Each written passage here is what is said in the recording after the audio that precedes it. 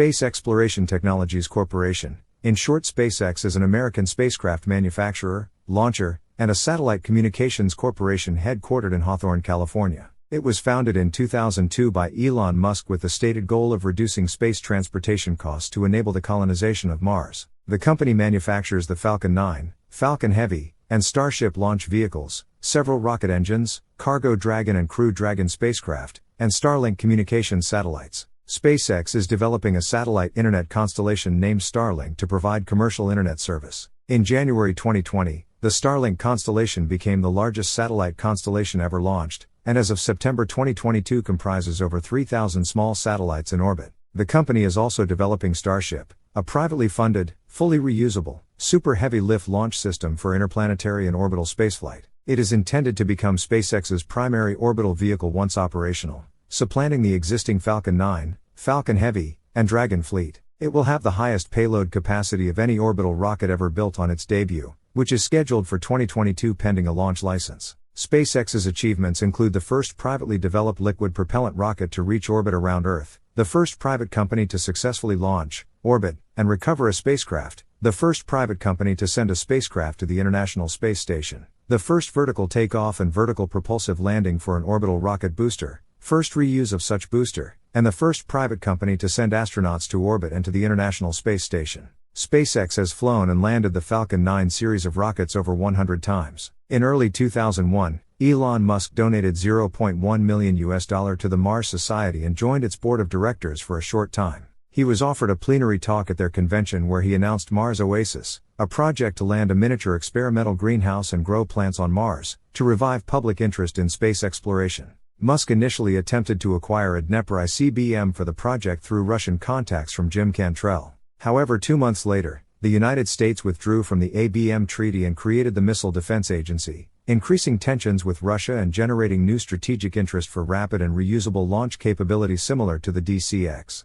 When Musk returned to Moscow, Russia with Michael Griffin, who led the CIA's venture capital arm, they found the Russians increasingly unreceptive. On the flight home, Musk announced that he could start a company to build the affordable rockets they needed instead. By applying vertical integration, using cheap commercial off-the-shelf components when possible, and adopting the modular approach of modern software engineering, Musk believed SpaceX could significantly cut launch price. Griffin would later be appointed NASA administrator and award SpaceX a $396 million contract before SpaceX had flown a rocket. In early 2002, Musk started to look for staff for his new space company, soon to be named SpaceX. Musk approached rocket engineer Tom Mueller, later SpaceX's CTO of propulsion, and invited him to become his business partner. Mueller agreed to work for Musk, and thus SpaceX was born. SpaceX was first headquartered in a warehouse in El Segundo, California. Early SpaceX employees such as Tom Mueller, CTO, Gwynne Shotwell, COO, and Chris Thompson, VP of Operations, came from neighboring TRW and Boeing corporations following the cancellation of the Brilliant Pebbles program.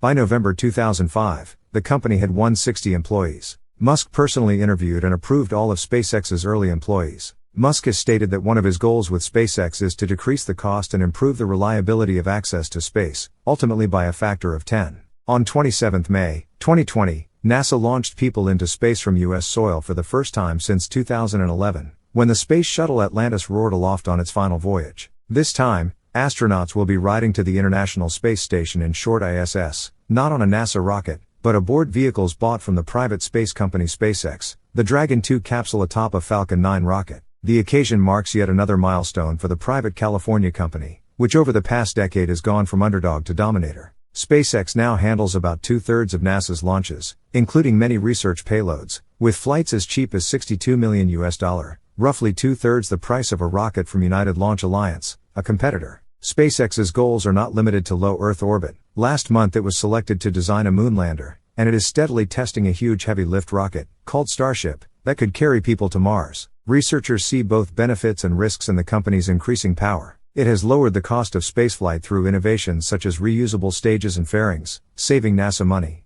With its outsized capacity, Starship could cheaply put large telescopes in orbit and heavy science experiments on moons and planets. Yet SpaceX, with a fast and loose Silicon Valley mindset, has overlooked the potential for its technologies to contaminate night skies and pristine planets. Some worry the company, led by brazen billionaire Elon Musk, could jeopardize NASA's long-standing culture of safety. NASA tries to model everything to the nth degree, says David Todd, an analyst at Saradata, which tracks launches and satellites. SpaceX works on the basis of test it until it breaks.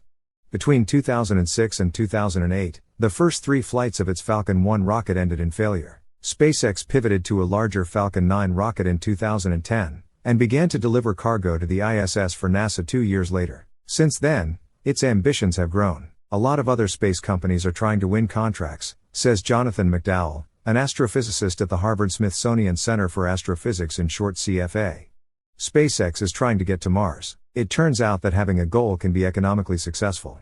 Since the retirement of the Space Shuttle in 2011, SpaceX rockets have picked up an increasing share of NASA's launches. The upcoming crewed flight could displace the Russian rockets NASA has hired at a hefty price to carry humans to the ISS since 2011. Cheaper, more frequent flights could improve the biomedical and physical science experiments aboard the station, says industry analyst Laura Forchik, owner of the space consulting firm Astrolytical. More people equals more research, she says. SpaceX has boosted NASA science in other ways, delivering the climate-observing Jason 3 satellite and the planet-seeking transiting exoplanet survey satellite to orbit. In 2022, it launched the Psyche mission to a metallic asteroid, in the first NASA launch of a Falcon Heavy, which sits between the Falcon 9 and Starship in its propulsive power. But it's the company's upcoming Starship that has designers of science missions salivating. SpaceX has not announced a date for an inaugural flight, but has built 6 prototypes at a pace of nearly 1 per month. 3 have been accidentally destroyed in testing. The steel alloy spacecraft and its super heavy booster stand 120 meters tall, towering over the Saturn V that carried people to the moon.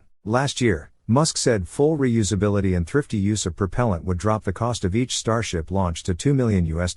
Todd suggests $10 million per flight might be more realistic. The rocket's 9-meter diameter cargo hold could easily accommodate giant celestial observatories, such as the proposed Habitable Exoplanet Observatory, which would directly image distant planets. One reason for the endless delays afflicting the James Webb Space Telescope, the successor to the Hubble Space Telescope, has been the need to fold up its segmented 6.5-meter mirror to fit aboard a European Ariane 5 rocket, says CFA astrophysicist Martin Elvis. A viable Starship could also create political pressure to scupper the Space Launch System, in short SLS, the NASA-developed heavy-lift rocket that is supposed to power the agency back to the Moon and onto Mars. In December 2019, NASA Administrator Jim Bridenstine said it could cost $900 million per launch if it ever launches. Its debut has repeatedly slipped, and is now expected at the end of 2021. Just 1 or 2 years later, it is supposed to carry astronauts to lunar orbit, but McDowell doubts it will remain in production for very long. If Starship works, that's the death knell for SLS, he says. SpaceX, along with private companies Blue Origin and Dynetics, was chosen in April to design lunar landers for astronauts and supplies.